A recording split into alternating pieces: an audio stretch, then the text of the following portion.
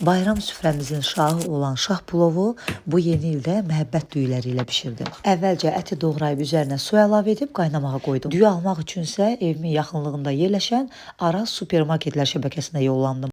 Burada öyrəndim ki, 1-31 dekabr tarixlərində Araz supermarketlərindən hər 7 AZN-lik məhəbbət basmati düyü aldıqda lotariyada bir şans qazanacaqsınız. Bu lotariyada sizi ət çəkən, şirə çəkən iPhone 17 notebook kimi dəyərli hədiyyələr gözləyir. Alış zamanı isə kassada Araz müştəri kartınızı və ya mobil tətbiqi təqdim etməyi unutmayın. Mən də bu kampanyadan istifadə edib məhəbbət düyülərimi alıb evə yollandım. Təmiz-təmiz yudum və duz əlavə edib 1 saatlığına duzlu suda düyümü gözlətdim. Soğanları samanvari doğrayıb, üzərinə bir qədər duz əlavə edib qızılı rəng alana qədər qovurdum. Qovrulmuş soğanı tavadan yığıb, ardıca bişmiş əti bir qədər quyruqla birlikdə 2-3 dəqiqə qovurub götürdüm. Şabalıd, ərik qurusu, alça qurusu və kişmişi də ayrıca 1-2 dəqiqə qovurdum. Üzərinə əti, soğanı, duz, bir qədər də sarkök əlavə edib qarışdırdım və ocağın üzərindən götürdüm. Plovu da adi qaydada yarı bişmiş halda bişirib götürüb süzdüm. Şah plovumu 28 sm olan qazanın içərisində hazırladım. Əvvəlcə qazanın alt hissəsini, kənarlarını yaxşı-yaxşı yağladım.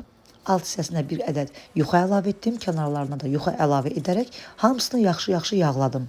Sonda qazanın dibinə bir ədəd də yuxa əlavə edib yağladıqdan sonra plovun yarı hissəsini əlavə etdim. Orta hissəsinə biraz belə çuxur yaradıb bişirdiyim qaranın üzərinə əlavə edib qalan düyünü də əlavə etdikdən sonra bura sarkö və bolluca ərinmiş kər yağı əlavə edirəm. Üzərinə bir ədəd də yuxa əlavə edirəm. Hər yuxa əlavə etdikdən sonra mütləq yağlamaq lazımdır. Kənar hissələrində olan yuxaları da qatlaya-qatlaya hamısını yağlayıram və üzərinin yanmaması üçün, plovun sobada dəm alması üçün əvvəlcə üzərinə alüminium folqa ilə örtürəm və sobada 1 saatlıq dəmə qoyuram. Plov 1 saat sobada dəm aldıqdan sonra götürürəm, üzərindən folqanı açıram və bir qədər də üzərinə yağlayıb artıq tam qızarana qədər üstü açıq vəziyyətdə bişirirəm. Və budur, xüsusi günlərə layiq məhəbbətlə bişirdiyim şah plovum hazırdır. Soyutmadan isti-isti süfrəyə verirəm.